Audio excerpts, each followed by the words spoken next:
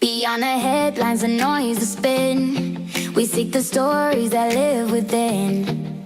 Past party lines, past powers disguised, we hear the truth in everyday lives. A space for voices, both gentle and strong. Beyond politics, where we all belong. Hello everyone, and welcome to another episode of Beyond Politics on Oz Arab Media, where we take the time to understand how decisions that shape our communities are actually made. I'm Christine, and today I'm joined by Peter Gangemi, former mayor of the Hills Shire Council and the Liberal candidate for Castle Hill in the upcoming state elections. Peter has spent years in local government and is now stepping forward to represent his community at the state level following a closely watched pre-selection process. This conversation matters because candidate selection is often the first step in shaping the choices voters are ultimately given and reflects broader shifts in both political parties and community reflections. Peter, welcome to the show. Thank you for having me on today, course. Christine. I'm very excited for the interview and thank you for the opportunity for being here. No worries at all. We thank you for your time to be here as well. So as our show says, it's beyond politics. We will definitely talk a little bit about politics, but we'd like to know who you are before politics. So if I can start with that, before entering the public office, who were you, Peter? So I'm 40 years old. I've been married almost 9 years. I've got Nice. 2 kids. My son's 5, my daughter's 4. God bless. And I've been very privileged to have lived within the hills almost my whole life. So Right. grew up on Arndell Avenue in Borkham Hills and Yeah. went to primary school at St Madeline's in Kenthurst. Nice. And that's our parish. It's been our family's parish for 35 years, St Madeline's, and went to high school at Oak Hill College in Castle Hill. Played soccer and cricket in the local area for Kenthurst and Angra. So all those sort of suburbs and activities I'd mentioned, they're all within the Castle Hill community. Right. So that's a little about me sort of on a personal level. Yeah. Professionally, I come from an engineering and research background. So I hold a Nice. PhD in mechanical engineering, and then I worked as an engineering consultant for 7 years. Should call you doctor then. Yeah, that's all right. Peter's fine. So, and then I've always, my entire adult life, I've been involved in the community. So I've either been the mayor, a councillor, or volunteer in the local area my entire adult life. So giving back to the community is very important to me. So I sit on a number of community boards at the moment. So it's really instilled within me to try and help our fellow residents and our community groups as much as possible. Amazing. That is great to hear. Now, tell me a little bit about, while growing up, how your early environment shaped your perspective on community that you always think of, you want to give back.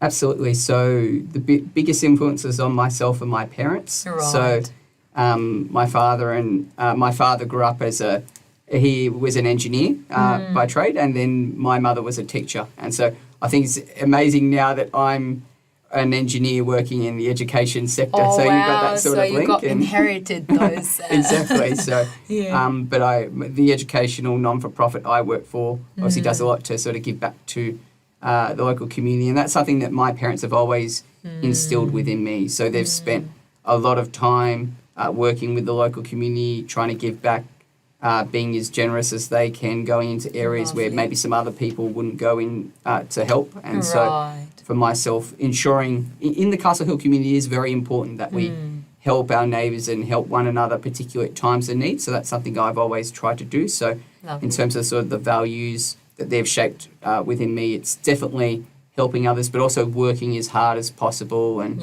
making the most of the opportunities presented in front of you.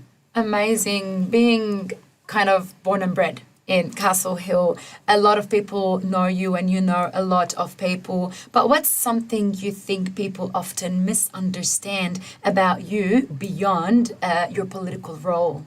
Sure. I think something that maybe it might not be directly about me, but something about the process that's quite misunderstood is a lot of people think that local government has, I guess, certain responsibilities to be able to shape everything about the local area. And power. I think these days state government has a lot more of a say than people realise. So when you're looking at like planning, for instance, the current state government, for instance, have put in like the Housing Delivery Authority They put in the 2 Todd precincts within the Hills local government area. The low and the mid-rise set also larger housing targets than envisaged under the local environment plan, which was the plan that the community and the council alongside each other developed as a vision for future growth in the area. So sort of the local controls and the ideas that the community have been sort of bypassed by the state government. Yes. So that's something that's probably not well understood, and often local government sort of gets the blame for a lot of these things. So if I was elected to state parliament, I'd certainly look to advocate to ensure that our community has its proper voice in terms of seeing outcomes in our local area. Amazing. Let me ask, what really motivated you to step into the public service rather than just, help what you can out of the system, if I can say? Sure. So before I ran for council in 2012, at the time there was a state Labor government and a federal Labor government. And what I saw at the time was there was a lack of attention from both governments in the Hills. There was a lack of investment in infrastructure from both governments in the Hills. So that really motivated me to sort of get involved and try and make a difference. And obviously from a background in volunteering in the local area, I was very fortunate that the local party members encouraged me to put myself forward for council at that time. Amazing. And it's interesting that things have come full cycle 14 years later in 2026, where again we have state Labor and federal Labor governments, and what I see is attention not being focused on the Hills and the Castle Hill area. We're not getting our share of infrastructure as our population's grown. And so I'm quite determined to, obviously put myself forward and advocate for our residents and businesses and community groups, and make sure we get our fair share of attention from government as well. Amazing. Stepping into the system, in my opinion, is just filling the gaps, if we can say. What life experiences, Peter, most influences how you approach leadership and decision-making today? Yeah, similar to one of the early answers, the values and sort of experiences that my parents instilled within me. So what they instilled within me in terms of working hard, putting others first, trying to help our neighbours when we can. That's something that's quite shaped me. But also growing up in the sort of the rural parts of the Castle Hill electorate in the community, those suburbs like Kenthurst and Annan Grove are very tight-knit communities. We all know each other. When there would be a natural disaster, we would all help each other.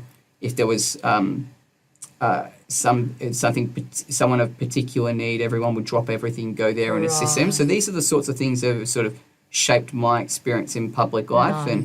And particularly I know when you're in public life, that's a unique opportunity. So for myself, it's working as hard as possible to get the best outcomes for our businesses, residents and community groups. And when I was the mayor, I often spent up to 70, even 80 hours a week working for our community. And so as a candidate for Castle Hill, that's what I'll be doing in the lead up to March. Maybe times 2 before elections. I'll be doing absolutely everything I can before March to reach out to as many residents, businesses and community groups as possible. And I'm looking forward to it. Lovely. Well, you just mentioned there's heaps of hours to work for the public service. When did you realize that this public service would come with significant responsibility or even sacrifice? Absolutely. So I guess when you sort of are going through school and you're educated in how sort of government and how politics works, that gives you a little bit of an understanding of what it means to be sort of elected to public life and the responsibility that comes with. But I guess when I really, when I was a young adult and got involved in volunteering in the community, and you actually sort of get to see the councillors a little bit more closely, or the state or the federal MP a little bit more closely, then it really dawns on you for these people, there's a lot riding on their shoulders in terms of the decisions they have to make, the sheer workload in terms of the amount of the events, the amount of policy work that they have to do. So it's well before you're even elected to office. But when you actually, I guess, put your form in to nominate for office, it does really dawn on you at that point in time that if you're elected, there's a lot of party members and every member of the community that's they're relying on you to give your best. So it certainly does come with a lot of responsibility, but it's something that I've always looked to repay by working as hard as possible and trying my absolute best for our residents, community groups and businesses. Lovely. And if I can ask, on a personal level, how much time did you actually have to see your little ones when you're out there in public service? It's interesting. So when I was elected mayor in December 2021, my son was born only about 6 months before that, and my daughter was born a few months after that. So in a night, that was an amazing time on a personal level and a professional level. Lovely. So obviously, in an ideal world, you would like to spend a little bit more time with your the family. yeah. But equally, you've got 220,000 residents in the Hills Council relying on you. So, I spent absolutely as many hours as I could. As a mayor, as I said, up to 70, 80 hours a week. Yeah. But equally, I'm excited to hopefully, as I said, I'm putting myself forward for Castle Hill and hopefully have the opportunity to advocate for our area once again. Wow. If we just had more than 24 hours a day, isn't it? Interesting. Okay, Peter, let's talk a little bit about your pre-selection to Castle Hill. Being selected to contest a seat is a significant moment, especially for the one seat that has already a sitting member. So what did that experience mean to you on a personal level? So to be selected by the hundreds of local party members to be the candidate for Castle Hill, that's an incredibly humbling experience. So I'm incredibly thankful and honoured for their support. And as mentioned, I'll be working as hard as possible to repay the faith and trust that everyone's paid in me to be the Liberal candidate for Castle Hill. Definitely. And so my focus at the moment is really advocating for the needs of our residents in the area. So getting that fair share of infrastructure that we deserve from state government, maintaining the character of the area, helping residents with cost of living, and also our small businesses. It's a very tough time for small business out there, so ensuring they get the support that they need as well. Well, obviously you do have a lot of great ideas for your area, but if I can maybe ask, what do you believe led to your pre-selection? What did the party really see in you, and what did the local members see in you at this point of time to, support you? Well, I'm someone who has spent their entire adult life serving the community, so either as the mayor, a councillor, or volunteering in the local area. So I'm very thankful that the local party members selected myself as the candidate and the Liberal candidate for Castle Hill. And as mentioned, I just want to work as hard as possible to repay the faith and trust they've placed in me. And also for our local residents as well. I think Castle Hill is the greatest community in the world to live in. We've got great open spaces, wonderful multicultural communities, incredible local businesses with some very ingenious businessmen. We've got brilliant schools that do such great work educating our next generation, but I think we're just being let down by our governments at the moment. So if we can just fix that, we'll have the most wonderful area in the world, truly. Amazing. So fighting to ensure we get our fair share of infrastructure and services is very important for me coming up. Lovely. Well, it looks like you do really have a lot of good ideas and plans put there for your area. But what was there a defining moment during the process where you realized, oh my God, that's coming real, Like, I do have these ideas, but now it is the time. I think for myself, until you're officially the candidate, you're not the candidate. So when you officially become the candidate, that's probably the moment where you realise that you're incredibly thankful for the support you received during that process, and you just want to work as hard as you can to sort of repay all the effort that the local party members and the residents have placed within you. So for myself, it's certainly doing as much as I can in terms of policy advocacy, helping the party with its policy work, getting our message out there to the community, supporting our wonderful community groups however I can, supporting our businesses however I can. So there's a lot of work to do between now and March when the state election is, and I'll be out there working as hard as possible for our area. Amazing. Now, you've spent years in local government, including as a mayor. We just spoke about it. How does your experience at a council level shape the way you are approaching stepping into state politics? Definitely. So I believe I'm someone who, as I mentioned, my entire adult life I've spent either as the mayor, a council, or volunteer in the local area. And I was on council 12 years and Nice. the mayor for 3. So during my time as the mayor, we delivered a record amount of recreation facilities in a term of council, $168 million of infrastructure for our community.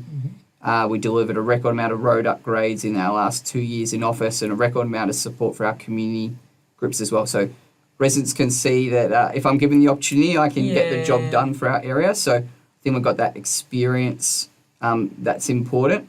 But my experience in terms of local government as well, I understand the residents, the community groups, the businesses in the area, the local issues.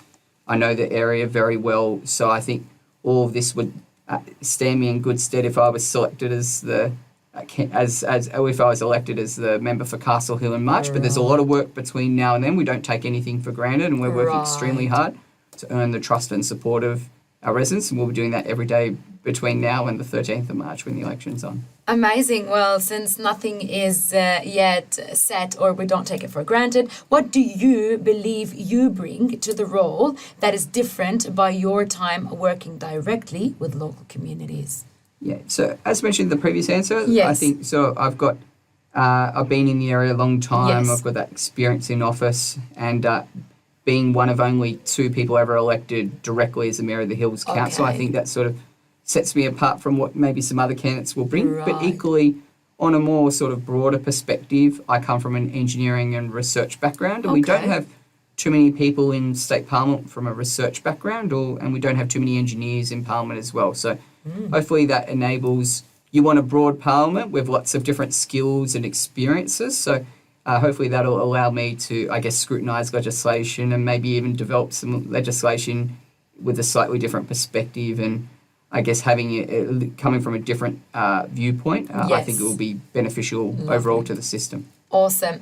Now, definitely you are preparing yourself on a state level, but moving from council to state is a big step. What has been the biggest shift in your mindset so far? It's a great question, and what I would say is, in local government, obviously local issues are extremely important first and foremost. So for some people, it could be emptying a bin in a park or filling a pothole in or getting a particular footpath put in, things like this. And then you do policy advocacy on sort of the bigger picture as well. But I guess that ratio is a little bit more at the local level of the sort of the local issues, and then the policy advocacy a bit less. And then at the state level, the local issues, the very local issues are still important, and we still advocate for those. But those sort of big picture policy things that we wish to advocate for are more prevalent, and not just for the Castle Hill electorate, but for broader New South Wales as well. So for myself as well, we're very focused on providing cost of living relief for our residents, supporting our businesses, which are doing it very tough. Under the current Labor government, over 6,200 businesses have closed in the last year, which is a record amount. So we need better support for our businesses, but also seeing the infrastructure up and service upgrades for our area. The Castle Hill community is one of the fastest growing in all of New South Wales, and we haven't seen sort of the arterial road upgrades, the school upgrades, and even support for our local police station that I believe that we deserve. So fighting to make sure that we get our local area gets what it deserves is important, but also fighting for sort of the more broader policy things that we want to see across New South Wales is very important as well. Lovely. Now, trying to earn some trust for the elections coming up in March. When voters look at you as the Liberal candidate for Castle Hill, what do you want them to understand about who you are and what you are standing for? So I want them to see as someone who has been present in the local community their whole lives, as someone who has fought for this area their entire adult life, whether that's as their mayor, as a councillor, as a volunteer, someone who is, I guess, a volunteer at heart first and foremost, someone who sits on local community boards, local non-for-profits on a volunteer basis, trying to help our local community groups as much as I can. I'm also someone who has a very strong record of delivery. As I mentioned, when I was the mayor, we delivered a record amount of recreation facilities in a term of council, including like the Waves Fitness and Aquatic Centre. We delivered a record amount of road upgrades in the last 2 years of that council term, which was particularly coming after that heavy rain and those 3 major floods that we had. record amount of support for our community groups and non-for-profits, particularly sort of during the pandemic when they found it hard to fundraise. We stepped in and really helped them and allowed them to continue their great work, and greater support for our multicultural community, business community and rural community. So someone with a strong record in office, people know what I can achieve if given the opportunity. So I hope local residents see me as someone who works hard, advocates for them, really cares for them, someone they can trust. And so I'll be working as hard as possible in this campaign to earn the trust of all of our residents coming into a tough election, and hopefully I'm successful in March. No worries. Well, we do believe that residents can see the genuine efforts, so let's keep it at that for now. What do you believe matters most now for Castle Hill community as you are heading towards election? You did speak a lot about, infrastructure and schools and a lot about what is standing out at the moment. I think also a few other things as well on top of what you just mentioned. I think maintaining the character of the Castle Hill communities first and foremost amongst residents. So we're an area which has lots of natural open spaces, so people want to see that maintained. So as our community grows, we want to make sure that the character is maintained and that, planning outcomes occur as per sort of what the council and what the community have developed in the past. Getting those infrastructure upgrades, so making sure our arterial roads are upgraded as our population increases, that our schools get their fair share of funding for either new schools or enlarged schools and better facilities. In the hills, we've got one police area command for all of the local government areas, so ensuring that we have, a little bit more support for our incredible police officers who do such a wonderful job on the ground as well. And I think for our small businesses, the hills, small business is the backbone of our local economy, and I'm work quite closely with the Sydney Hills Business Chamber and a lot of other small businesses, and I know that they've been doing it tough under Labor. 6,200 businesses have closed in New South Wales in the last 12 months, so getting them the extra support they need. So I know the New South Wales Liberal Party, we want to bring back Business Connect and double the investment in Business Connect that we had previously. So supporting small business is very important to our area. So there's some of the top priorities that I wish to fight for as the candidate for Castle Hill. Lovely. They all sound like big projects, and we all know that most projects, they can start and not end or might need more than one term. So if you are elected today or in March, what would success look like for you in the first term? For myself personally, it would be working as hard as possible, advocating to the best of my ability, and just helping as many residents, businesses and community groups as much as possible. So if you're fortunate enough to get elected, you don't know whether you're going to be in government or in opposition. So depending on where you are means what you can achieve. But I know that if a Liberal government is elected, we'll restart the infrastructure pipeline in this state. We'll make it easier for people to purchase a home. We'll provide better support for our businesses, help people with cost of living. So for myself, as a personal KPI, it's just working as hard as possible, advocating for our residents, businesses and community groups, and just being a voice for our residents, and hopefully getting Castle Hill a little bit more attention from government than we have during this term of Parliament as well. So I'll be out there between now and the election working as hard as possible, and I'm looking forward to getting to see even more people between now and then. Amazing. Look, now that we know more about you as a person beyond politics and through politics and what you are wishing to have for your residents, on behalf of Oz Arab Media, I'd like to thank you for being with us today on Beyond Politics, for sharing your perspective. And all we can do is wish you all the best for your upcoming election, Peter. Thank you so much. And can I also say thank you to Oz Arab Media for everything you guys do in the community. Big fan of your work, and thank you. I always attend your gala each year, and we're very thankful for everything you do. So thanks for having me on the show today. Amazing. Thank you once again, Peter. And before we go anywhere to our viewers, I'd like to say understanding how candidates are selected helps ensure that community voices remain part of the democratic process. Stay informed, stay engaged, and remember that every decision starts long before Election Day. Until next time.